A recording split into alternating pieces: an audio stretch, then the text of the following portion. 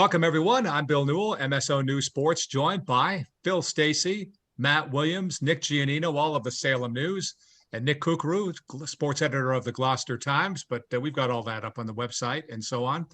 Gentlemen, welcome. We're into late July. Hard to believe we're flying right along here, but we do have some local sports to discuss. And Matt Williams, I think I want to start with you. Phil's just back from vacation, but Matt, you've been touching on some baseball, and maybe you can want to update us on a few things going on. Well, sure. We've got some champions from the area here on the North Shore.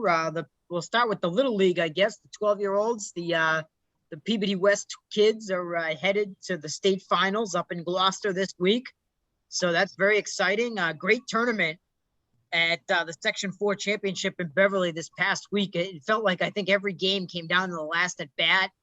There were, I think, 3 extra inning games total that were all decided at the last minute there. I mean, some really exciting baseball. Peabody West coming from behind to beat North Andover. They trail 6-1. They win 7-6 in 8 innings. North Andover and Danvers American had a wild game that was tied after 7 innings. And I guess now in the 8th inning in Little League, they put a runner on second base, just like the majors, pinch runner, which I did not know. That was the first time I had ever seen that. And Danvers American scored 4 times to go up 12-8 to the bottom of the 8th.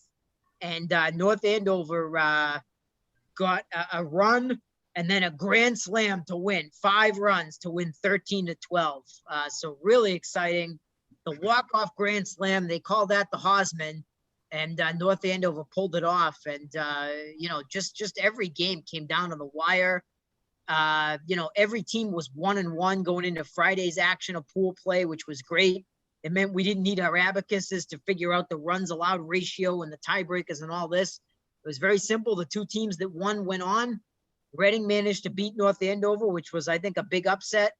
Peabody West takes down Danvers, and then Peabody West wins on Saturday in the championship. So they go up to Gloucester. It's a round-robin format, so that Needham is one of the teams, Middleborough, and Pittsfield American is the other. So each team will play 3 games, and the top 2 will go to the state final on Sunday, and the winner of that goes to the regional to try to win the New England championship down in Bristol, Connecticut. So very exciting. We've been fortunate here on the North Shore to have a lot of teams go to the state finals over the years. It does seem like Peabody West is in it every year, but this is actually their first trip since 2013. It's been 8 years for them. And of course, Beverly, Gloucester, and Danvers National and Hamilton Wenham have all been there in between for us from the area. So fun to see Peabody West back there. They're a fun team. They don't seem to have like overpowering pitching, but they play great defense. They get good timely hitting, and they're a nice bunch of boys. I don't see them slamming their bats or frowning or, doing any of that kind of stuff when plays go bad. They always seem to be smiling. So it's easy to root for a bunch of guys like that. They don't seem to really be like bonus babies or like AAU superstar type kids. They're real down to earth kids. You referenced, you call that walk-off grand slam a Hosman. Am I right in saying that was 12 years ago that he did that? 2009? 2009, yeah, that's correct. Yeah, wow. So it's been a little while. Yeah. That's a full, cycle through school, first grade to 12th. Well, so 12 years old now. I don't know what the Little League birthdays are, right? So the kids on this team that are 12, some of them may not have been born when Peabody West went to the Little League World Series. I mean, there's 2 11-year-olds on the team, Ryan Scarry and Tyler Masney. So they were not born when Peabody West went to the Little League World Series. If that doesn't make you feel old, I don't know what does. And the former Peabody legend himself, Matt Jenkins, was there covering for us, I believe, if that's not right. And when Hosman went Yabo to win it, that was the shot heard around the Tana City. That's right. Yeah, the walk-off grand slam. That was pretty incredible. Yeah. So you mentioned these next games will be up in Gloucester, Nick, and do you know when is that this weekend coming up, the next round of the states? Yeah, that starts Thursday over on Boudreaux Field, which is kind of right at the entrance of Stage Fort Park, Yeah. Gloucester. So they'll go Thursday, and I believe Sunday is the final. Nick, I had someone asking me, I mean, it'd be a good time now to answer this on the podcast. Do you know what they're doing for parking over there? Yeah, so they're going to have parking for a $5 donation up at the Stage Fort Park lot, which is up the hill from the field. The city lent it to Little League for the week, and if there's any overflow parking, it'll be at Gloucester Cinema, which is about a little bit down Essex Ave, which isn't too far either. You probably have about a little bit of a walk from there, but not too bad. Got it. Good to know. I was thinking the same thing, Phil. That was a good question. Thanks for asking that question. I did have a few people email and ask us, as well as our very own Gene DePlacido. So Nice. The good thing, you got to get there early. That's what you Yeah. want to do for that good park. Hey, you know, it's I mean, this is stating the obvious, and you guys might have touched upon this last week during my and Gino's absence, but I think it's just cool that we have it back this year, like so many other things that we took for granted for so long. Not having a Little League tournament in the summer, we kind of missed that. And it's really cool that so many of these kids were able to compete in their seasons and, then go into the Williamsport tournament. And, as Willie alluded to, we've been very fortunate at the Salem News to have quite a few teams advance to the Final Four and even go on to either win states or play for the state title, whatnot. So it's just another sign that things are starting to feel a little bit normal again. And Nick, you had a great run from the Gloucester team there. I mean, they looked like they were going to be the ones coming out of District 15 for a long time. Yeah, and they ran into a scrappy Danvers American team, kind of, pitched two great pitching performances in a row, kind of, held down their powerful offense. It was good. No, I mean, from what I saw, they were probably right. I mean, right there with any of those teams in Section 4. They would have been right there. Really, solid squad. And Bill, Willie could tell you more about this. We also have some of the bigger boys doing very, very well. The post 331 team for Beverly Salem Legion. Yeah, I am told, and this may get us a free steak and cheese. I don't know, but I am told that Noah Guanci has been playing very well for the squad. The older boys, it's funny. They got, Noah, if I'm not mistaken, Noah was a freshman for the Beverly High varsity this year. He may have been a sophomore, but he made his debut late in the season. He pitched some in the postseason, and some of the older boys on the team really love this guy, and they've been pumping his tires to me ever since last night on Twitter. So it's great to see the older boys and the younger boys meshing for Beverly. They have some really high-level college baseball players, real division, Salve Regina, Logan Petrosino, and Braden Clark. I mean, these are guys that are legit. They play for Champions Pub sometimes when they're not playing Legion games. So, I mean, this is serious baseball guys. And so to get them to buy in and dedicate themselves to a Legion team like this, I mean, this is why that team's so good. And I think part of it is that these guys missed their senior year of Beverly High baseball. So they want to wear that Beverly, even if it is a Beverly Salem shirt, they want to play together. They sort of consider this like their state championship run, not just the two guys I mentioned, but Matty Plose, the catcher, is in that mix. Nick McIntyre is another college baseball player. So this is a really talented team. As we speak here, Monday night, they're in the winners bracket final of the double elimination state championship down in Quincy. And in fact, they are already ahead 1-0 live. Brennan Frost has just singled in a run.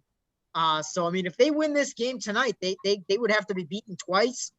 They win one more, they go out to Shrewsbury for another double elimination tournament. And if they win that, they go to the freaking World Series, the Legion World Series, which is kind of cool.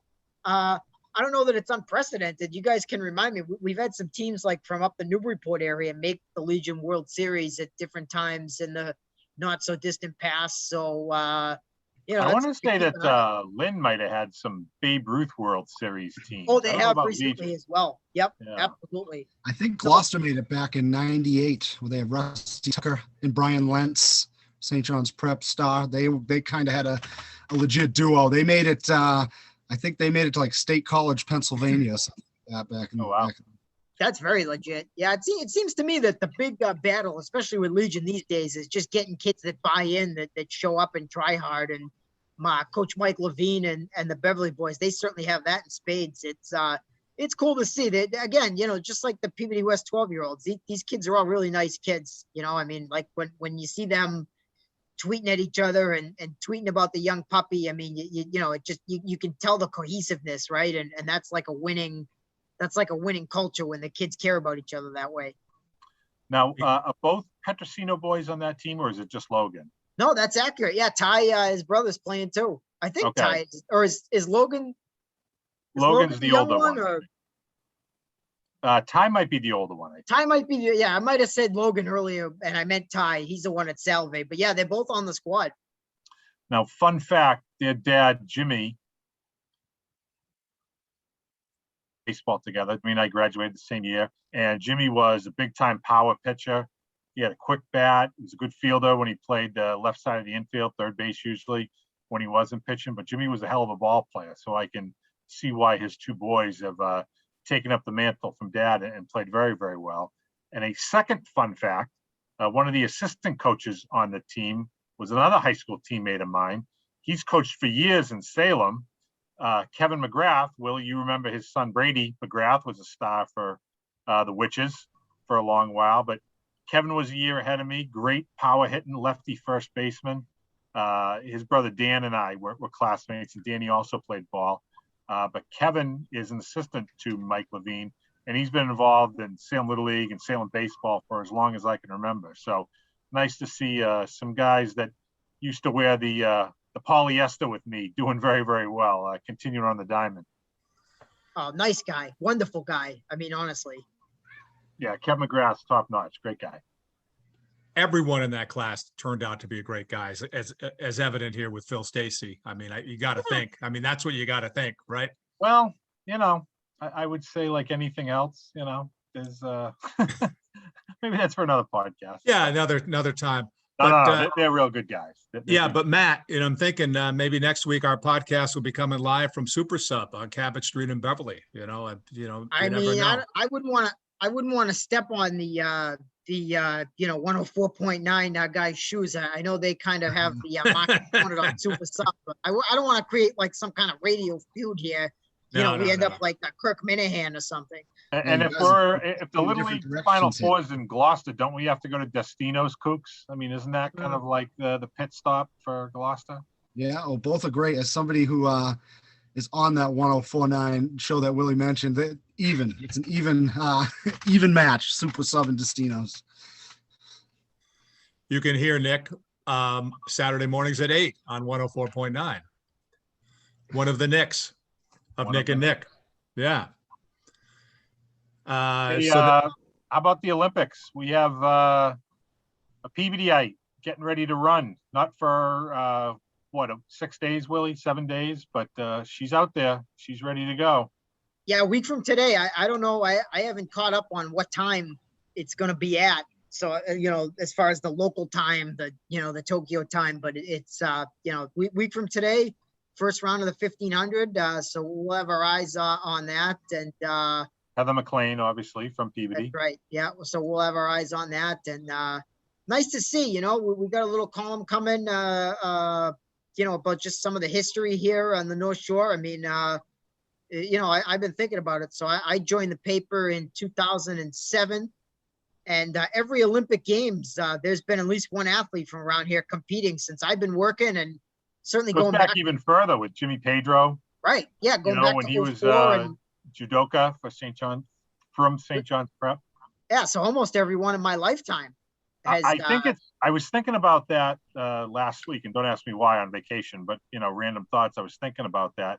I think it's something like 6 or 7 straight Olympics that we've had North Shore representation that I can remember. Oh, it's got to be. I mean, the last one that I can think of that maybe we may not have, and I'd have to figure it out, is like maybe 92, maybe? Yeah, that's what I was wondering, because I knew Jimmy was in Atlanta in 96. Was 92, I might be mixing it up with the Winter Olympics. Was that Albertville, France? See that? I don't know. Lillehammer maybe was one of those. Yeah. Yeah, that was when they started alternating the summer and winter. I think Correct. so too. Yeah, one of them might have been 94 Because or 92 was something. Barcelona for the summer, right? Barcelona. That's Okay. right. So that was my, that would have been the end of my second year at the paper, summer 92.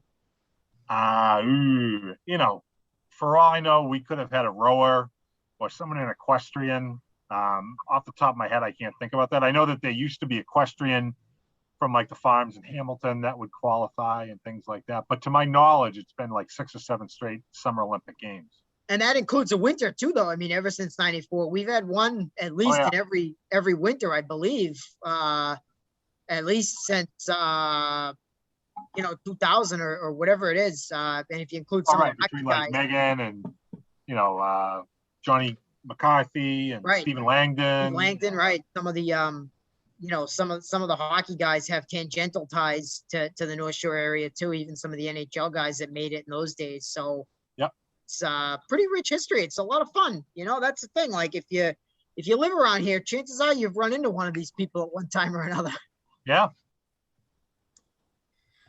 Hey, we gotta switch to basketball. Nick Giannino sitting patiently by, but ready, rehearsed, eager, full of energy. Yeah. Nick, what do you have some hoop news for us, right? Well, we got a couple things going on. We got to start with Pat Connaughton. I'm not sure if you guys touched on it last week while I was gone, but world champion with the Milwaukee Bucks, played a big role throughout the playoffs. Really good to see him do well. That's still kind of crazy when you think about it. Like a guy from St. John's Prep, via Arlington, goes to Notre Dame, has himself a great little career there, drafted, what did we say, second round, late second round? I think, in the 40s. Second round there. By Portland, kind of hangs on in Portland, never really given a chance, hooks on with Milwaukee, improves his game, gets a chance, and now he's an NBA champion. Like that's a great story. Yeah, I mean, like you said, in Portland, he was kind of an end of the bench guy. I think his second year in the league in Portland, he did get regular minutes, but it wasn't near what he's getting today in Milwaukee.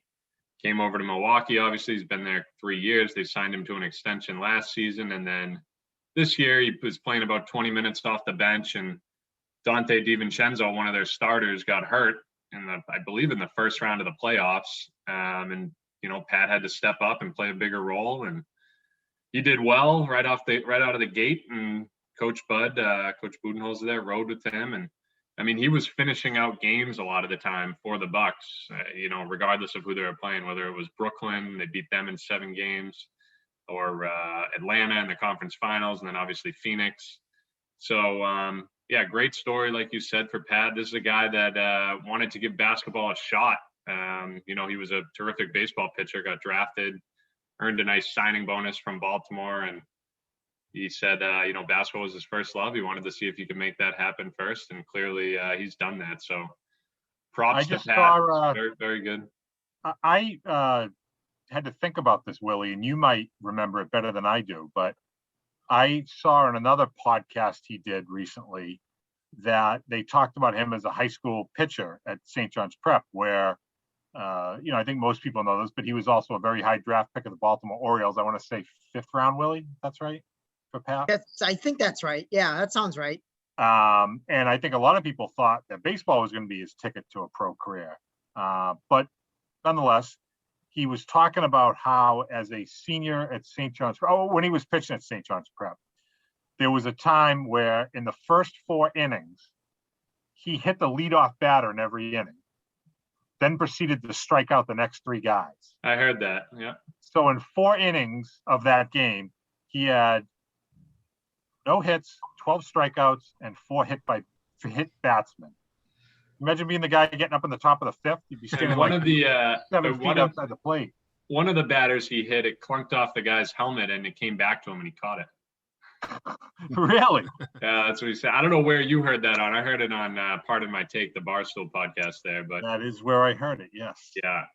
So pretty good interview there. If anyone's interested in listening to Pat, he's kind of been bouncing around doing a few interviews. I forget. He was on another talk show the other day. I can't think of the guy's name, but a popular talk show host anyway. So he's making the rounds, starting to gain some recognition, and rightfully so. Just a great story for him. Now, Willie, would he have played for Pat Yanchis or Yeah. Danny Lassat? No, I was gonna say that's one of those things where Pat Yanchis, if he called in the game, he would have left that part out. You know, he would have said, "Oh, yeah, Patrick pitched okay. You know, he struck out a few guys. Yeah. You know, he wouldn't have mentioned to us that he hit the leadoff batter and then struck out 3 in a row every single inning. You know, he probably wouldn't have even realized it till he, you know, looked at the book and sat down to do the math 3 hours later. You know, Pat Yanchis, very low key guy, did not like to brag about his players. Like to keep those guys with very small heads. So we for those listening, we love PY. Awesome guy. Like, of course, literally a great guy. Iconic mustache. I mean, this thing is like a 1 compared to his 100. He was a all-time Hall of Fame mustache on Pat Yanchis. But we would always laugh that when Pat called in his scores, as Willie said, he would give you the details, but it was kind of like, okay, we won, and you'd be wrapping up. And then he would drop like the biggest news as you were getting ready to hang up. Like, oh, by the way, so-and-so was 5 for 5 with 7 RBIs and hit 3 home runs. You'd be like, what? What? Or, you know. Oh, but before I go, I guess I should let you know that you know, Larry Day hit for the cycle. Yeah. I guess we should get He's that. now the all-time stolen base leader at the school with 171. Like, stole 7 bases today? Yeah, I think you did.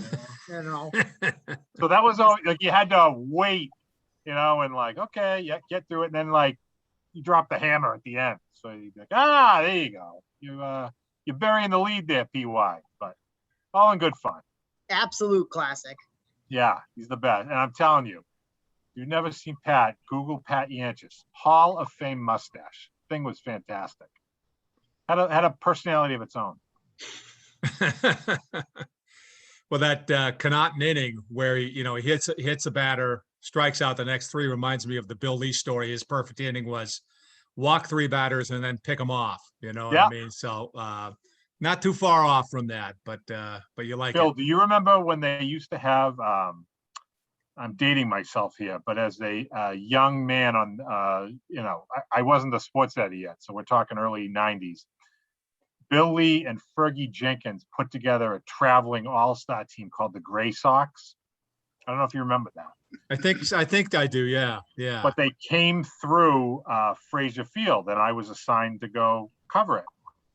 So I was thinking like, oh, this is kind of cool. Like 2 Red Sox guys from my youth, and like get to talk to them. Like, this would be kind of neat. I'm thinking maybe this was 92, 93, somewhere in there. And Ferguson Jenkins was pretty laid back. You know, he told me I could come in the dugout, watch the game from there, which I thought was pretty neat and all. And Bill Lee is like every bit as crazy as the stories you read about him. Like, and it wasn't like crazy, like I got to keep up this image, I got to be nuts for this guy. He was just like out there, like a real free spirit.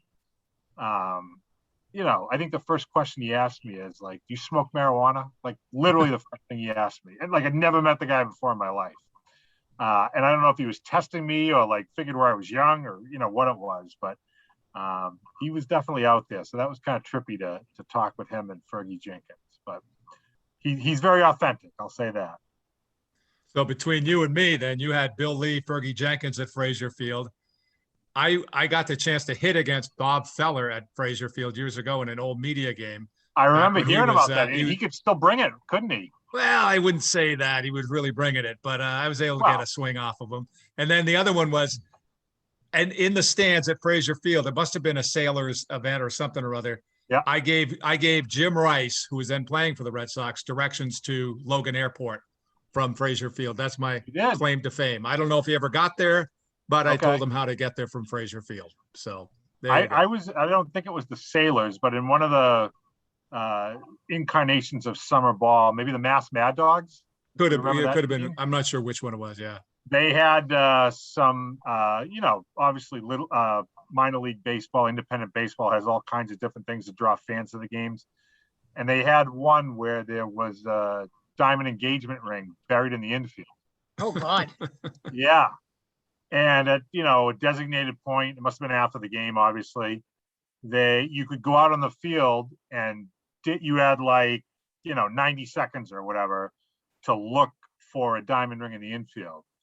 And these people would have put the Gold Rush 49ers of the 1800s to shame. There were some people that were determined to find that ring. And somebody found it in the dirt, but my God, they tore up that infield like you wouldn't believe. Oh my God, some people had like spades and all this other stuff. That was crazy. Somebody really wanted a free diamond ring, man. They got it. I thought the story was going to lead us to what Mrs. Stacy is wearing today on her left hand. No? I don't think there would be a Mrs. Stacy if I went that route. Okay. That would be my guess. Yeah. Okay. But I will say this, if you want a little, just a side note on that, I bought my wife's engagement ring at the Jewelers District in Boston. Someone had recommended me to a great place there, and they were terrific. And, I thought I would be smart. I had made like a payment, and I went to pick it up and get the final payment. And I remember thinking like, you know what, I'm going to see if I can talk them down a little bit. And I'm going to bring only X amount of money and just say like, okay, well, this is what I got, and see, if they just kind of cut me a deal. Well, that didn't work out too good, because when I went there and I gave them what I had, and they said, well, it's actually another, X amount. And I said, well, this is all I had. And all they said was, well, there's an ATM machine down the street. So that didn't work so well. So for you unmarried fellas, make sure you bring the right amount when you buy the ring. Or if you're looking to, But I don't think we're all paying plastic these days, right? I mean, they just, I don't know if there's any of these cash transactions. That seems a little, suspect. Well, you got to remember, it was many years ago. And knowing Giannino, he's going to pay for his with Venmo. Hey, if they'll accept it, I'll do it. That's true. He will. Yeah. I have a send it out and say, put a ring on it. Yeah, right. There was nothing nefarious about this. It was a time of cash, but it was not nefarious. Yeah. I have a similar story, because we went down there for our wedding rings, I think, too, and many years ago in the Jewelers Building in Boston. I couldn't remember. Yeah. I couldn't tell you where it is today, but or if it's still right there. On Washington Street, I think. Is it? If yeah. It's still there. Yeah. I wasn't trying to scam anybody, though. I don't remember that, but whatever, So, gentlemen, we have maybe as a scam. I just thought it's like savings. Negotiating. All right. Yeah. Yeah. Right. Bartering. That's why Phil Stacey did not write The Art of the Deal. No. I got some more basketball stuff, Bill, if we want to stay there. I know we got. Yeah, we got about 3 minutes, but go ahead. It's yours, Nick. Yeah. Well, you don't like the wedding ring talk? You getting a little sweaty over there? No. We're running out of time here. Come on. I'm guessing Bex doesn't watch the podcast anyway. So. Nah, she doesn't tune in. Not that I know of, anyway. That interview with Pat, that was the Dan Patrick show. That was the one I was trying to think of. Okay. Anyway, no, we got a cool story out of Gordon College. Eric Demers, recent graduate there. I believe he led the nation in scoring out of all Division 1, 2, 3 basketball when he was there as a senior. Something like 33 points a game. He was hitting a ton of threes. Pure scorer, great athlete, quick, just a very talented basketball player. I think he's about 6'1". Yeah. But anyway, I'm not sure what he's been doing this summer, with different workouts or whatever, but he got invited to the San Antonio Spurs Summer League. So great opportunity for him. You don't see many Division III college athletes getting that kind of opportunity. Obviously, he's graduated now, but so hopefully he'll get some playing time there, and then maybe we'll see him in an NBA uniform like Pat here soon. Who knows? I mean, kid's talented enough. I've seen him play. I mean, he's lights out, fearless shooter. So best of luck to Eric and San Antonio there in the summer league. Would you equate him to like a Fred Hoiberg type? Fred Hoiberg? Yeah. Well, I'm not too familiar with Fred Hoiberg's game. I know him as a coach nowadays, but okay, he was a sharpshooter there. Yeah, I'm just trying to think of what you would NBA short 6'1" shooters like right. Steve Kerr types, that kind of thing. Yeah, I don't know. I'd have to think about it, but definitely he elevates on his jump shot too, which makes it difficult to block. So that kind of evens out a little bit with the height differerential. But 6'1" is big enough to be a guard in the NBA, I'd say. If you can shoot, that's the thing. I bet they'll give anybody a chance who can shoot. And hey, I mean, if he, like Nick said, if he ends up in the G League or in Europe someplace, I mean, that'd be awesome. Right. for a guy like this. Yeah. I always thought it was the right move when he said he was going to continue on the, the basketball dream here after he graduated. Just from watching him play at Gordon, he was dominant on the offensive end. But yeah, and then we got the NBA draft coming up on Thursday. Be on the lookout for Marcus Zagorowski here out of Hamilton. He's had a great career at Creighton. I think they went to the Elite Eight this past year.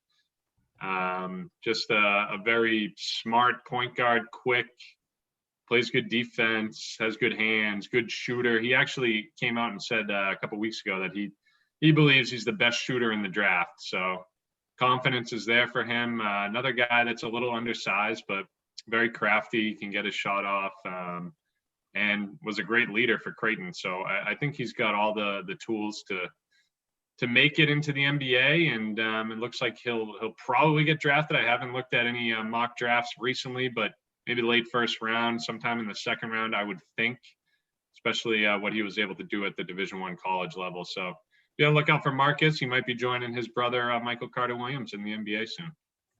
And just very quickly, speaking of drafts, the NHL expansion draft saw our buddy Colin Blackwell, late of St. John's Prep, taken by the Seattle Kraken, the newest team in the NHL, from the New York Rangers. So fresh start for Colin after a career year this year with the Rangers. We're hoping that he continues his ascension up the NHL charts with the Kraken, probably get a little more ice time, a little more responsibility, and play regularly on maybe a top 2 or top 3 line. So we wish him the best. Now, is this going to be a team that blows up right out of the gate like the Knights when they came into the league there? I would say highly unlikely. Yeah, but you never know. I know they're young, so. Yep. I mean, it seems to me that just based on the divisions that they're a good candidate to make the playoffs. I don't know that they would make the finals like Vegas did, but they won't be a bottom barrel team. I bet they won't have a top 10 draft pick next year, for what that's worth.